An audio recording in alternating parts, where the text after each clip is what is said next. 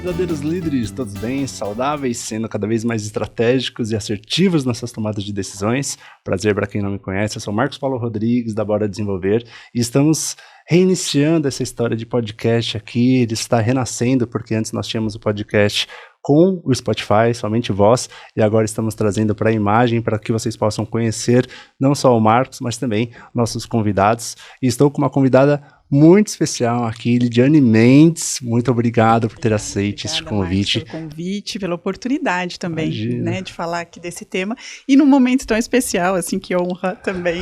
Então, super prazer, muito obrigada. Temos um tema muito importante aqui, que é comunicação não violenta. Então, você, empresário, você, líder, também liderado, preste muita atenção nesse podcast, que eu tenho certeza absoluta que vai te ajudar muito a gerar uma ampliação da sua consciência para saber se você está ou não tomando atitudes assertivas, se comunicando bem dentro da sua empresa para obter os seus melhores resultados. Lidiane, por favor, se apresente. Bom, vou começar também, né, até falando por que CNV, né? Eu procurei a CNV em 2017, quando eu passei por uma situação pessoal. Olha só. Que eu percebi, onde eu percebi assim que faltava eu me entender um pouquinho melhor, assim, como que eu me comunicava melhor com as pessoas. Olha. E aí eu vi, assim, sabe mensagem em Facebook? Aqueles convites para eventos do Facebook, foi assim, né, em 2017. E quando eu me deparei com esse tema pela primeira vez, eu fiquei, assim, realmente apaixonada. E falei, é isso, né, assim, é isso que vai realmente me ajudar a me comunicar melhor, a saber exatamente o que eu quero, como eu quero, e conseguir me expressar, né? E aí vem, né, a comunicação não violenta. Mas já trabalho, né, com isso há mais tempo. Eu sou professora, né, sou economista de formação, fiz um mestrado em administração de empresas e fui para a linha de gestão humana e social nas organizações. Fantástico. E falando com alunos, né, e alunos são empresários, são funcionários de N empresas, Sim.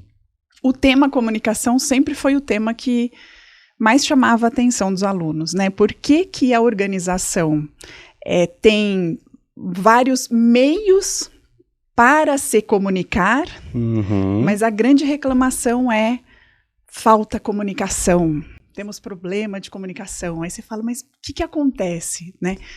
E aí, falando um pouco mais sobre o tema de comunicação organizacional, a gente chega aí na comunicação não violenta, que é no nível do indivíduo mesmo, mas que vai fazer toda a diferença para ele se relacionar com uma equipe, né, e com as outras inter-relações que ele tem dentro da organização e fora da organização também, né?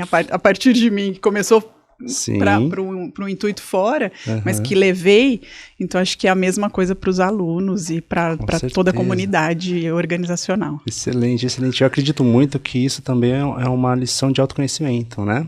Para a gente entender, poxa, será que eu estou tendo uma comunicação violenta com alguém e eu não estou sabendo? A palavra violência, ela leva muito à violência extrema, à violência física. Né? E aí que vem também um pouco de rejeição para estudar o próprio tema. Eu não bato em ninguém, então eu não sou violento, né? Eu não falo palavrão, eu não xingo ninguém, então eu não sou violento. E aí que eu gosto, assim, de começar. Tem uma autora que fala de 2 tipos de violência, que ela chama de violência relacional, que está na relação. Só que a primeira, né, violência relacional é a que a gente comete com a gente mesmo.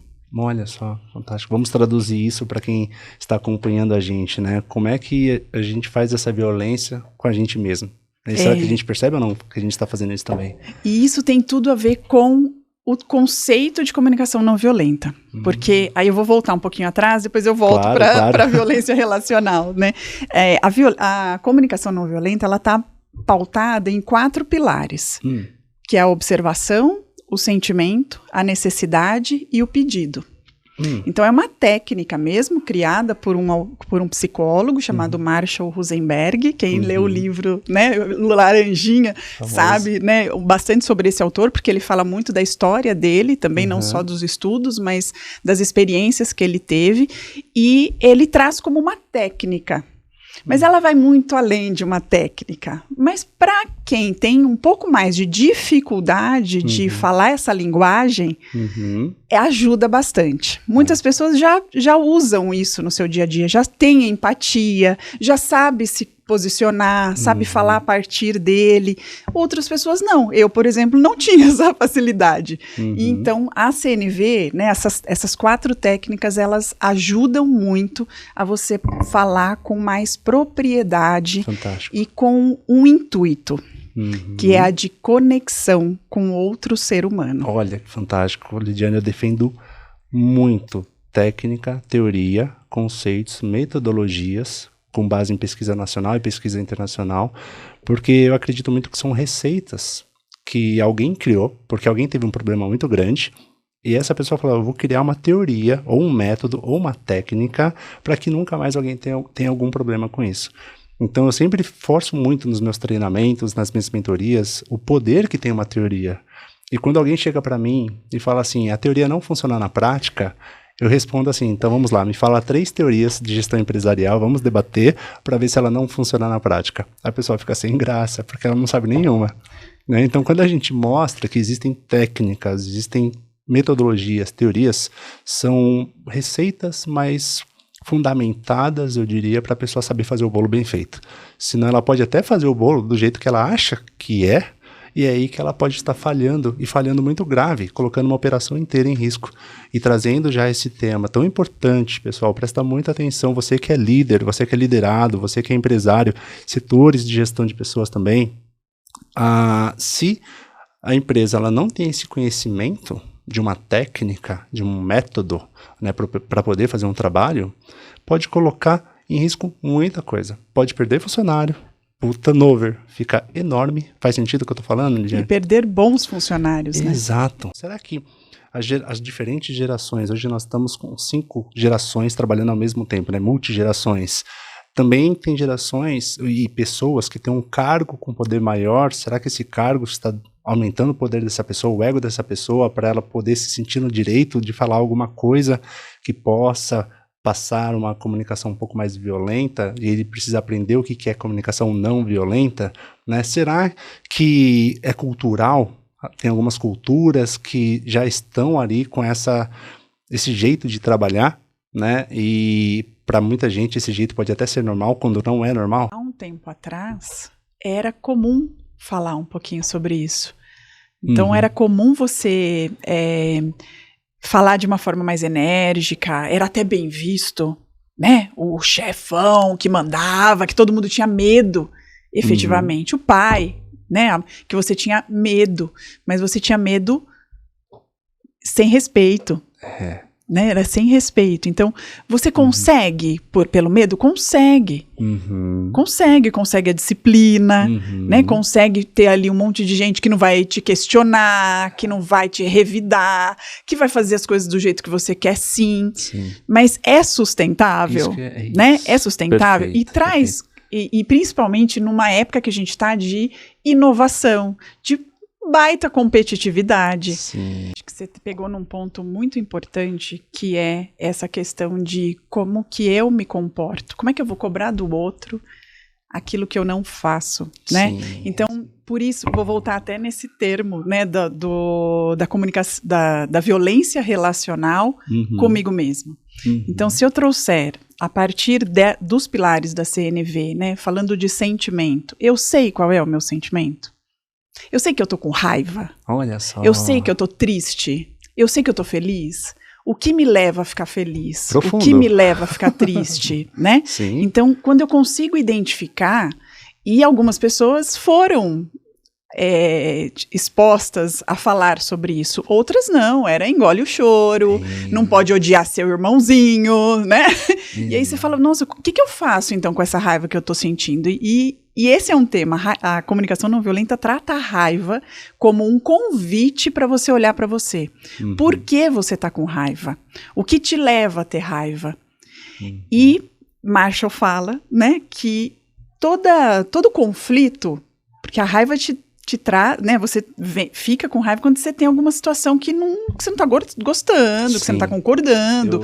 Então, se gerou um conflito, você tem ali uma situação de uma necessidade não atendida. E a gente fala do terceiro pilar, né? Então, eu sei identificar qual é meu sentimento e o que eu faço com ele. Põe debaixo do tapete ou olho para ele mesmo? E quando eu identifico aquele sentimento, qual é a necessidade que não foi atendida? Precisei tirar um título de psicanalista, porque muitos dos projetos que eu estava conduzindo, eu percebia que não era questão de processo, nem infra, nem empresa, era com o líder. Eram coisinhas pessoais dele que ele não estava conseguindo resolver por problemas pessoais. Então a gente, com o título de psicanalista, eu comecei a descobrir isso, aí a gente resolve o problema dele primeiro para depois melhorar a operação. E quando você traz esse tema, eu vejo muito, falando de jogo de poder, né? Um poder que a pessoa tem nas mãos de conduzir uma excelente operação com as melhores equipes, só que essa falta de técnica e essa falta de método faz com que a emoção dele fique mais aflorada. Por quê? Porque ele quer que dê resultado, mas como ele não sabe a receita ou a técnica, né, não tem material de apoio para fazer dar resultado, ele acaba colocando a emoção na frente. Como direcionar uma fala para ele, mostrando para ele que ele está sendo violento, sabendo que também uma pesquisa feita em 130 países, compilada pela revista Você S.A., ela fala que uma pessoa, quando ela recebe uma notícia, ela tem 3 sentimentos. O primeiro sentimento é a surpresa da notícia. O segundo sentimento é o medo sobre essa notícia que você está me falando. E o terceiro sentimento é a negação. Que essa negação pode ser curta, média ou longa, dependendo de cada pessoa. E a pesquisa fala, sabendo disso, acelera nesse processo de negação, passa logo dessa fase, estuda e melhora, né? Matura essa informação rápido e melhora rápido. Mas mesmo assim, né, sabendo que existe um grande risco da pessoa negar que ela não está sendo violenta, né, como é que a gente, ou o setor responsável pode, ou o próprio líder pode orientar essa pessoa da melhor maneira possível para que ela possa gerar uma consciência melhor sobre esse, pelo menos maturar a informação? Não é fácil. Com certeza não. Não é fácil, né? Assim, quando a gente traz, né, os 4 pilares, observar sem julgar, identificar os seus sentimentos, saber quais são as suas necessidades e expor, né, fazer um pedido a partir das suas necessidades, dos seus sentimentos, de uma forma objetiva e assertiva. Aí a questão vem com o outro, né? Como é que eu consigo escutar o outro mesmo ele não falando desta forma?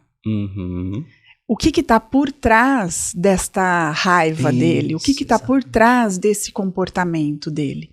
E quando eu consigo me conectar com ele, porque se ele fica com raiva, eu fico com raiva também, né? A gente também vai aflorando, né? Vai caçando a manga, a gente também vai ficando vermelho, vai ficando, caramba, não acredito que isso está acontecendo. E você também vai perdendo um pouco a mão, assim, naquele momento. Haja inteligência emocional, né? Haja respiração, né? E é a respiração, né? É a respiração que vai fazer, peraí, calma aqui, deixa eu tentar entendê-lo, o que está por trás desse comportamento dele, qual é a necessidade dele, e começar a falar com ela. Que legal. Né? Como é que eu consigo começar a falar com ela? Estou identificando então que se não for dessa forma, isso te traz um sentimento de frustração com a vaga. Né? Você tem uma necessidade de ter algo além do que a gente pode oferecer. Quando você começa a traduzir, é uma ideia meio que de traduzir o que ele está falando para ele se sentir escutado. Olha só que interessante. Isso está me reportando aqui uma lembrança. Eu era estagiário. E aí uma grande amiga até hoje, Dayana, chegou para mim e falou assim, Marcos, vamos tomar um café? Eu falei, vamos. E aí eu cheguei no café, ela falou assim, você já reparou como é que você está pedindo as coisas justo para as 2 pessoas mais difíceis da empresa, que eu tinha que pedir umas ordens de serviço? E eu falei assim, como que eu estou pedindo? Ela falou assim, você está ordenando, você não está pedindo, Marcos. Eu falei assim, mas Dayana, amigo nosso, estamos em casa. Ela, não estamos em casa. Quando você não dá um bom dia quando você não pergunta se está tudo bem, uma saudação e uma preocupação, né? Saudação, bom dia, né? Preocupação, está tudo bem, né? E quando você não pede por gentileza, com quem que eu posso falar, mesmo sabendo que é ele, com quem que eu posso falar para resolver esse tema, essa pessoa vai colocar o seu pedido no último da lista. Sim. No último da lista. Então, se alguém não fala pra gente, eu jamais ia imaginar. Pra mim, até então era normal o que eu estava fazendo. Olha que interessante. E eu não esqueço disso nunca. Já faz mais de 20 anos. E é uma amigona que até hoje eu lembro da gente no cafezinho e ela contando isso. E me ajudando com relação a isso, né? Então, acho que, de toda forma, mesmo que seja um setor especializado na área, ou de repente a empresa contrata ali um terapeuta, um especialista como você, para poder conversar com essa pessoa, né? Alguém tem que falar, né? Para essa pessoa gerar essa consciência e não ser tão negativa com a informação que ela está recebendo, né? E aí fica uma angústia, né, assim, como líder, principalmente para o líder, Sim. assim, mas caramba, agora eu tenho que pensar até nisso. Pô, o cara trabalha aqui, ele tem mais é que fazer o que eu estou mandando. E aí o convite é para refletir se isso é sustentável. Quando eu faço muita mandação, eu estou me aproximando, eu estou me distanciando das pessoas. Quando eu faço um pedido, eu mostro qual é a necessidade, né? Qual é a necessidade que está por trás desse pedido? Sim. Tem necessidade que é do escopo do projeto, que é da demanda, Sim. né? Assim, por que tem que fazer uma planilha dessa forma? Porque ela tem que ter esse dado para atender a lei, ela tem que ter esse dado porque vai atender o relatório X, ela tem que ter esse dado. Então, quando eu explico isso, o outro passa a compreender por que ele precisa fazer o que ele tem que fazer. Sim. E tem muita gente que não sabe, né? Não. Já entrou num talvez commodity ou numa rotina que você pergunta para ela, por que você está fazendo isso que você faz? Porque mandaram. Porque mandaram. E aí tem uma coisa muito importante, quando eu respondo porque mandaram, eu estou totalmente fora da responsabilidade e do comprometimento com a própria tarefa. Então não é sustentável. Eu só vou fazer enquanto tiver alguém olhando e me mandando. A partir do momento que a pessoa para de mandar, eu não vou fazer. E perde a conexão com o propósito da empresa também, né? Eu acho que aí entra uma grande sinuca com relação à comunicação não violenta. Por quê? Vale lembrar que, segundo a Organização Mundial da Saúde, o Brasil é um dos países mais ansiosos do mundo. Junto com essa ansiedade, tem uma pesquisa falando que a gente ainda está numa faixa aproximada de 77,9% da população brasileira endividada. Então essa pessoa, ela está ansiosa, ela está endividada. Vou colocar aqui um exemplo que eu vi esses dias, de uma vendedora. Ela estava ansiosa, endividada e com um sistema dentro da empresa que não estava funcionando e ela não conseguia bater a meta diária de envio de propostas para a empresa porque o sistema não estava funcionando. Essa pessoa, eu trabalho numa rede de coworking, então você vê várias pessoas de várias empresas, né? Ela começou a chorar. Ela chamou uma amiga dela e falou assim, eu não consigo fazer o básico do meu trabalho, que é bater meta, porque esse sistema não me deixa fazer a proposta. E ela contava que o sistema, quando ela ia terminar a proposta, que ela ia enviar, o sistema dava um bug e zerava tudo que ela tinha feito. E era uma proposta mais voltada à arquitetura, tem muitas questões técnicas, não é rápida um rápido desenvolvimento da proposta. E essa pessoa, nessa ansiedade, chorando, com a emoção aflorada, ela vai chegar para o chefe como? Para falar que não consegue fazer a proposta. Ela, com certeza, se ela pegar esse momento da emoção, ela vai ser um pouco mais firme no seu posicionamento. E aí entra a sinuca. O chefe vai interpretar isso como uma comunicação violenta ou ele vai interpretar isso como um pedido de socorro? Como é que a gente consegue separar o que é uma discussão saudável para resolver um problema de uma comunicação que está sendo violenta também para resolver um problema? Será que tem algumas palavras-chave que separa? Olha, isso aqui não foi saudável que você falou. Você ultrapassou o limite de uma comunicação, mesmo sendo uma discussão, para resolver um problema. O seu jeito de falar e o seu comportamento e as palavras que você usou configuram uma comunicação violenta. É por aí? Então, eu não diria tanto que a comunicação não violenta tem a ver com a palavra em si, né? Mas com a conexão do que eu quero dizer e eu estou realmente dizendo.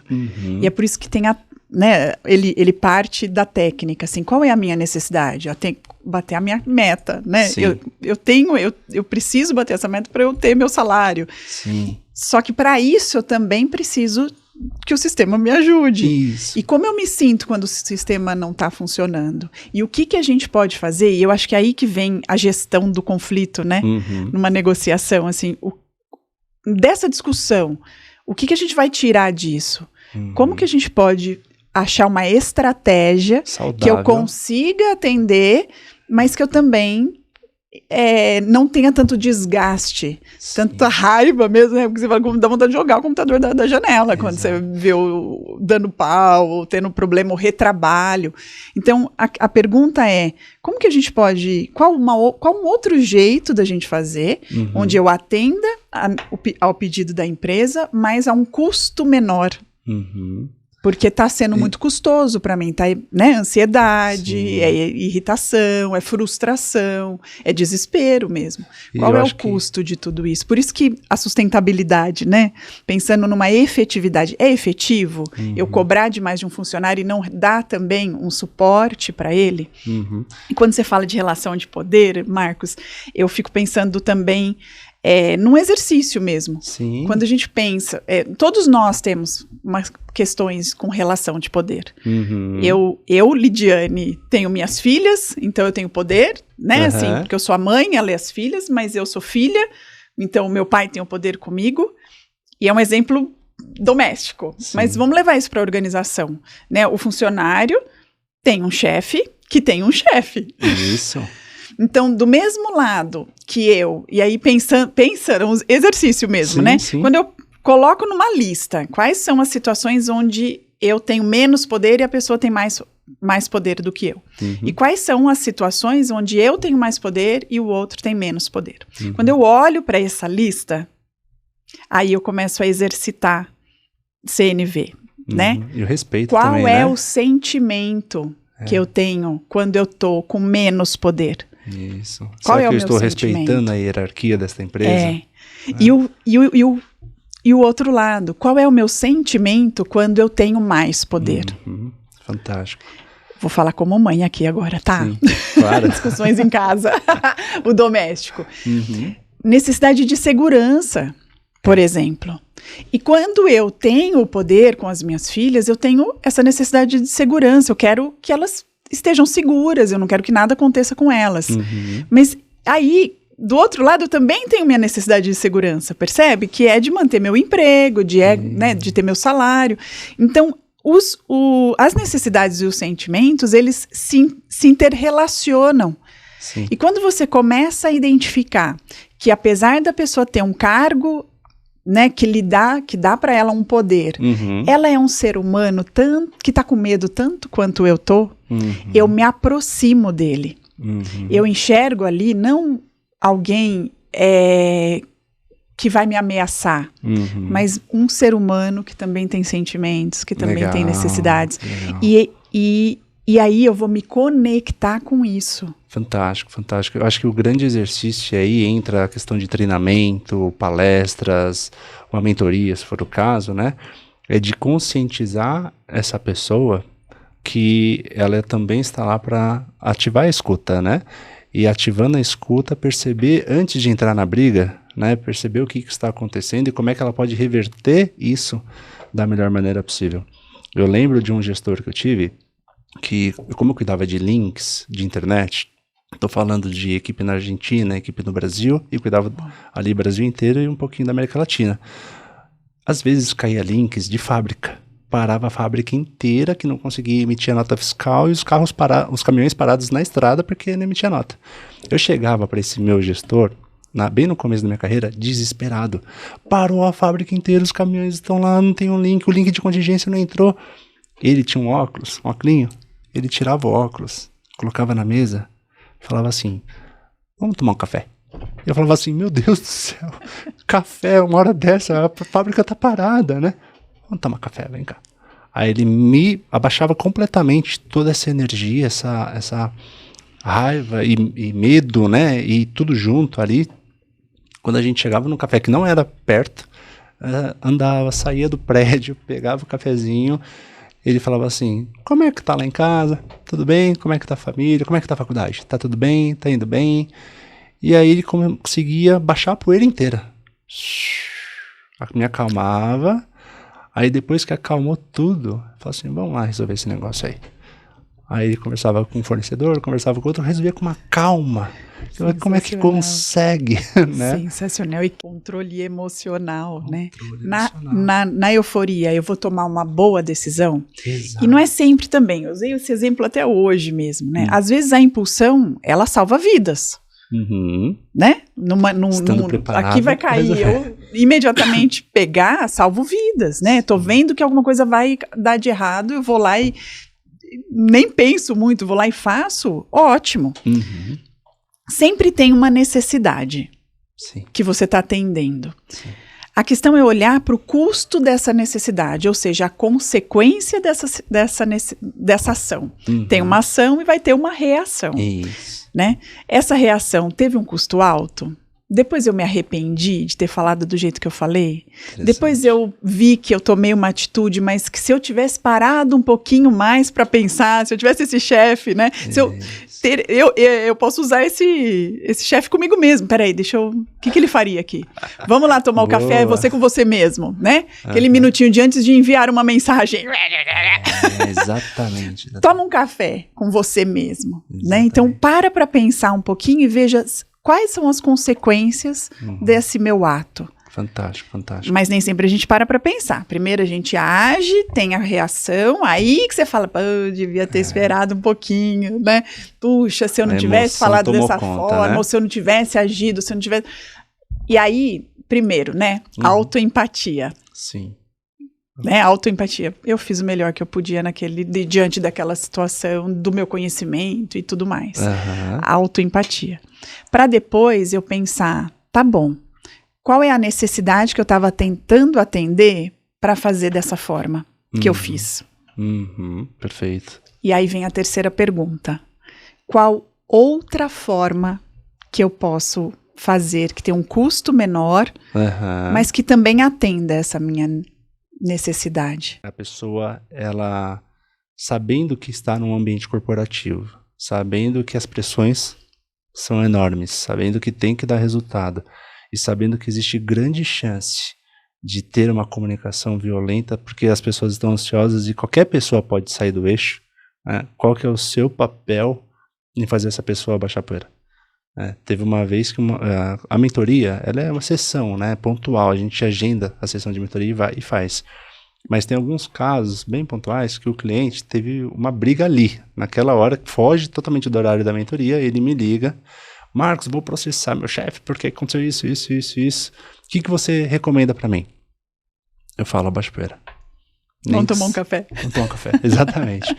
Assim, cara, abaixa a poeira, nem que seja para essa poeira baixar durante 2 dias, para que a gente consiga pensar sobre isso com calma, porque agora na emoção não vai dar certo, não vai dar certo. Outro dia uma cliente me ligou que ela não conseguia falar comigo também, gaguejando, de choro, de raiva, se sentia aquela raiva.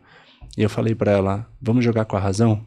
Começa a pensar em números aí, vamos trabalhar uma calculadora para fortalecer a sua razão, para você conseguir falar comigo. Porque do jeito que você tá com a emoção muito aflorada e com essa ira muito aflorada, eu não vou conseguir nem te escutar. E é muito interessante como a gente consegue, por meio de técnica, porque eu concordo 100% com técnica, métodos, né? A gente vira o jogo num telefonema. Sim. A gente desliga com ela rindo. Olha que interessante, né? O que é escutar, né? Nossa. O que é escutar? O que você acha, Marcos? Eu acredito que a primeira coisa que a gente tem que fazer é acolher. Por que acolher? Porque essa pessoa, ela está num momento de extremo desgaste que ela pode ter vivido num dia ruim, e o fato dela querer externar aí, muitas vezes dentro dos temas que a gente trabalha na sala de aula, né, uma gestão de projetos, estratégia empresarial, a gente vai trazer esses assuntos, ela quer externar muitas coisas que está acontecendo lá. Pode ser com um colega, pode ser com o chefe, né? Então, acho que esse acolhimento de escuta ativa e deixar a pessoa falar é o que ela mais precisa. Esses dias eu fiz um projeto com uma empresa e eu precisei fazer mentorias em grupo. Teve um dia, juro pra você, tinha 6 pessoas lá, eram líderes. Eu só dei bom dia. Bom dia, como é que vocês estão? A galera começou a falar, e foram 2 horas inteiras. Quando eu percebi o cenário, eu falei assim, essa galera aqui só precisa desabafar. Eu não vou falar mais nada, vou deixar eles falarem aqui. E um tema foi puxando o outro, e aí quando acabou, juro, eu não falei praticamente nada. Eles adoraram. Nossa, foi fantástico, Marcos, era exatamente o que a gente precisava. Nossa, tá melhor que terapia isso aqui. Muito obrigado, quero mais. E a gente fez um projeto, foram 6 meses de projeto. Onde na maioria das vezes... Discutatória.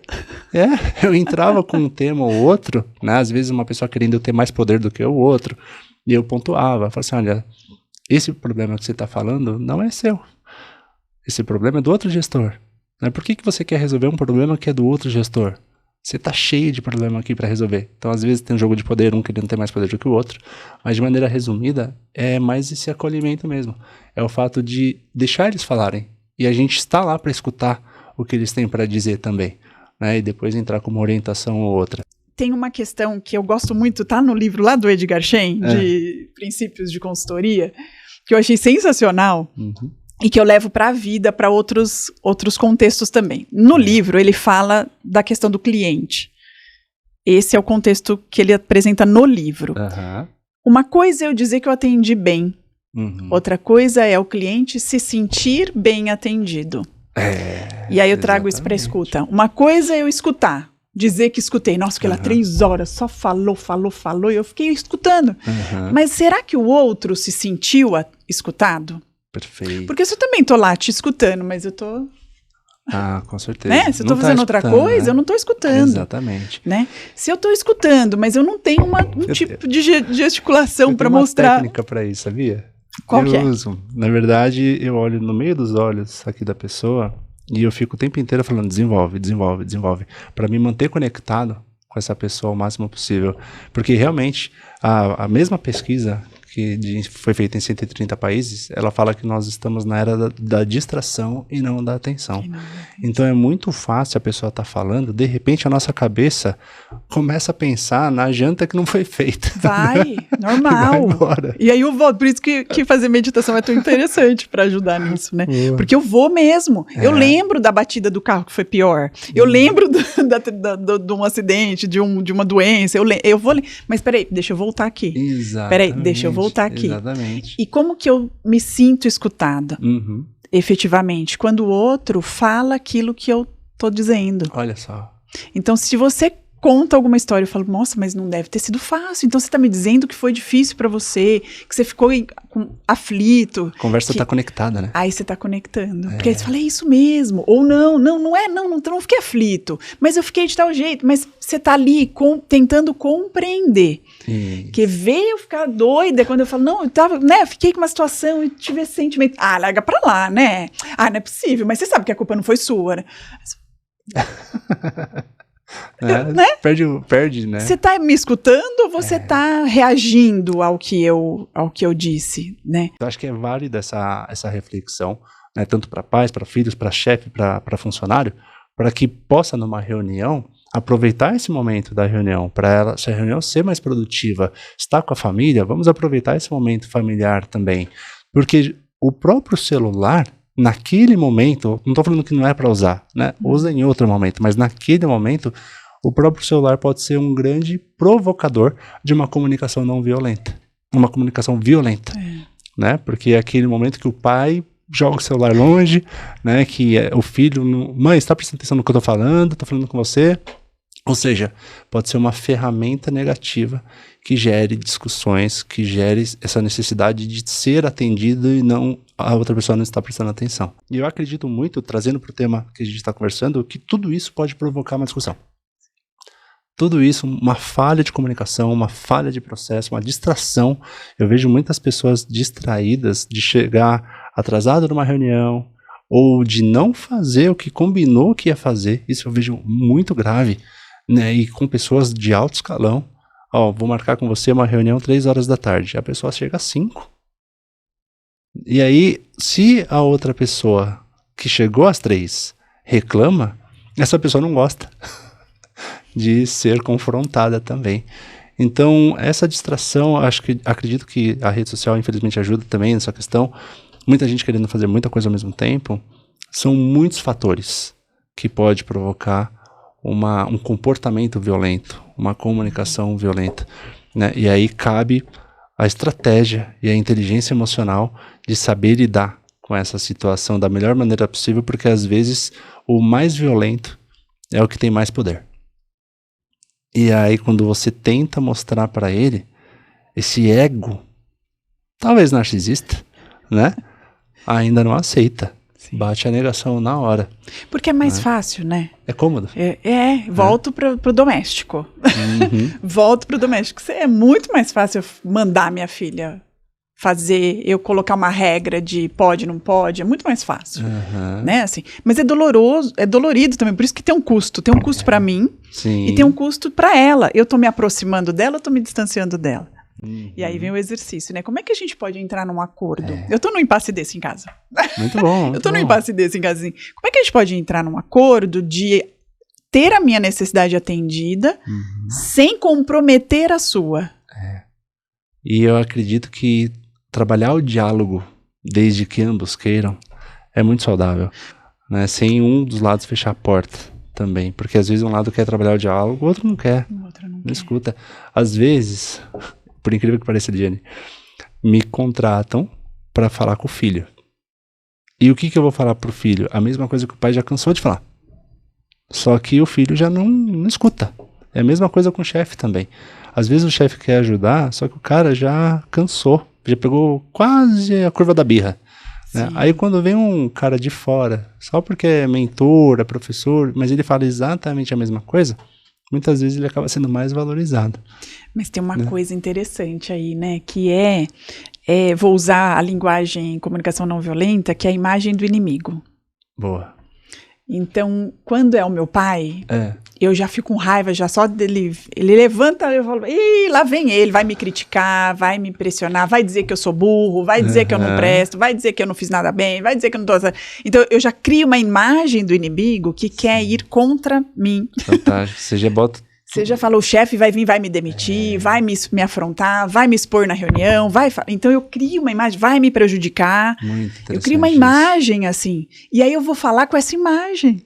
Eu não vou falar com alguém que eu vou falar com essa imagem. Então, se eu não tiver uma quebra mesmo, né, de desconstrução dessa imagem de que ele é meu inimigo, não que não existam inimigos. Sim. Claro. Não é isso. Não que não existam inimigos, mas se eu criar essa imagem de inimigo essa certeza em muitas situações, eu não vou me aproximar daquela pessoa e não vou escutar efetivamente o que ela quer dizer. E para isso, muitas vezes, eu preciso, então, fazer outro papel. Eu quero que o meu filho me escute, mas eu estou escutando ele. Eu quero que o meu líder me escute, mas eu estou escutando ele. E o inverso também, né? Eu quero escutar meu funcionário, mas eu tô me escutando. Vamos começar do começo, né? Eu estou me escutando. Eu estou escutando ele. E você sabe, Lidiane, que às vezes eu questiono, para vários líderes, qual foi a última vez que você teve uma reunião de alinhamento? Sim. Ou qual foi a última vez que você fez um one-to-one com o seu funcionário? E você falou sobre isso? Não fez. E aí eu vejo que eles entram numa rotina de tanta coisa ao mesmo tempo, tanta coisa que tem que resolver, que eles não param nem para conversar. Uma conversa franca, uma conversa saudável, né, de um alinhamento, one-to-one, mentoria, feedback, e ali, vou te falar o que eu penso, você fala o que você pensa e a gente resolve juntos. Dentro da segurança psicológica tem essa questão, assim, né, que é justamente quando eu falo, qual é a visão que vai ter de mim em relação ao que eu falei, quando eu penso no futuro, assim, o que ele vai pensar de mim se eu perguntar isso? É um julgamento? Medo de julgamento? Medo do julgamento, não só de um líder, mas dos colegas de trabalho. Como é que eu vou falar aqui sobre um erro? E segurança psicológica está muito alinhado com a aprendizagem a partir do erro, né? Então, como é que eu vou falar que eu errei? Que espaço, que segurança que eu tenho de falar sobre isso e gerar realmente uma ajuda para consertar e não para me expor e nem para me demitir. Uau, fantástico isso, porque o medo ele está constantemente presente, né? A gente sabe que já em 2013, quando aconteceu comigo, de eu estar dentro do Vale, era a taxa de 17% de desemprego.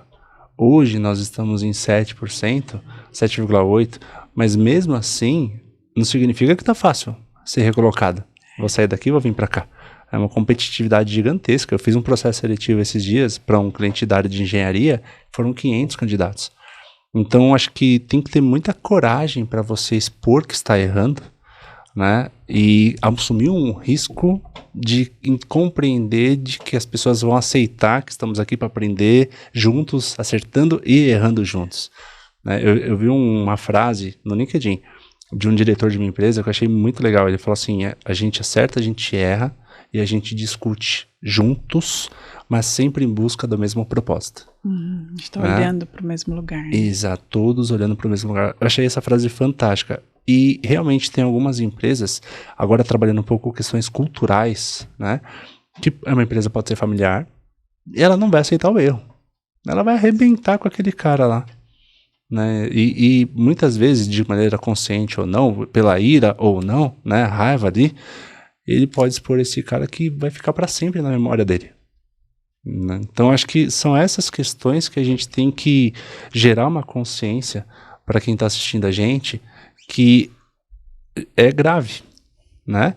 Às vezes você tá lá falando de um jeito que você acha que é o melhor jeito, mas não está sendo. A pessoa pode até dar um significado para aquilo. Por exemplo, na época que eu tinha gestores um pouco mais enérgicos, digamos assim, né?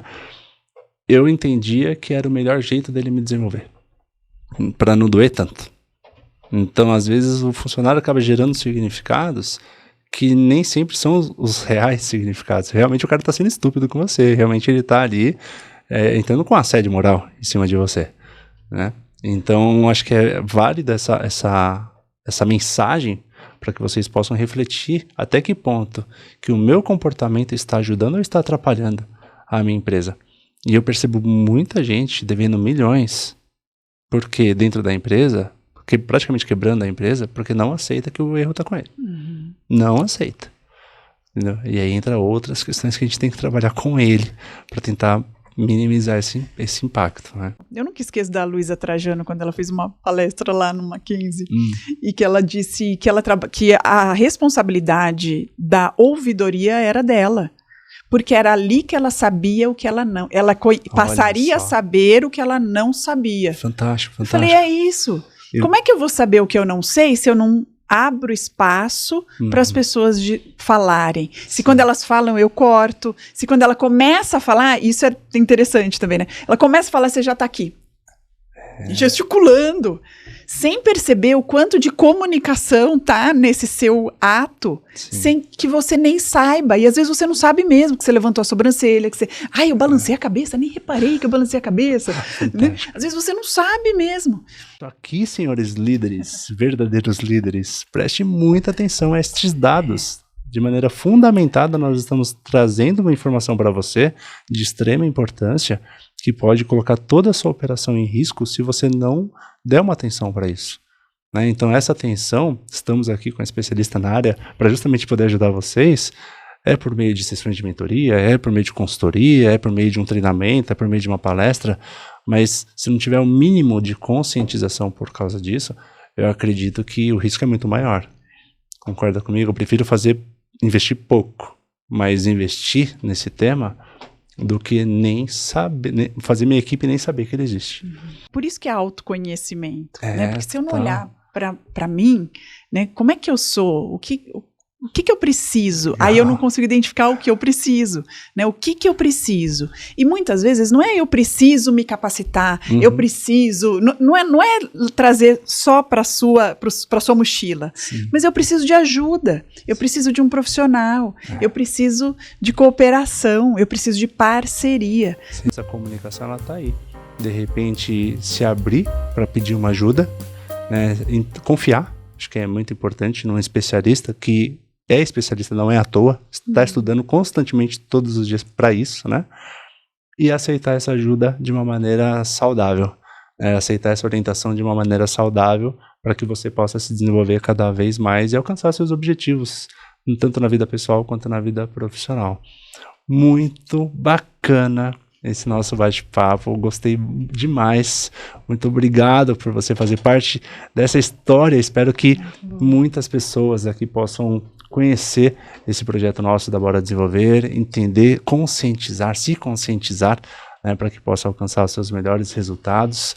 E deixa um recado para a galera, Lidiane, onde que eles podem te procurar, se você tem Instagram, ou quer deixar o seu e-mail, para que eles possam entrar em contato contigo, de repente, para dar andamento em algum projeto. Ah, legal, Marcos. Eu tô no LinkedIn, né? Legal. Lidiane Mendes, no LinkedIn, no Instagram. Eu tenho um podcast chamado De Trecho em Trecho, que eu divulgo algumas partes de livros, né? Eu gosto muito de fazer essa referência e me aproprio muito a partir das gravações e divulgo também dessa forma. Fantástico. E acho que fica o e-mail, né? Deixa o e-mail aí, mas é lidiane.mendes1402@gmail.com. Também tem a Bora Desenvolver. Só seguir lá no nosso Instagram, Bora Desenvolver, ou também estou no LinkedIn, Marcos com U, Paulo Rodrigues, ou nosso site, boradesenvolver.com.br. Tenho certeza que vai ajudar bastante. Mais uma vez, muitíssimo obrigado por ter aceitado esse convite, reforçando um sonho realizado, uma meta cumprida aqui. Pude entrevistar alguém e fiquei muito feliz com tanto conhecimento que você pode trazer pra gente. Brigadão. Obrigada, eu que agradeço bastante. Espero também que possa contribuir. Isso aqui é só pitadas, né, para mais reflexões mesmo. Com certeza. Obrigada. Você é sempre bem-vinda. Quando você quiser, volte sempre, tá? Pode deixar. Obrigado, pessoal. Um grande abraço, beijo no coração de vocês. Até a próxima. Tchau.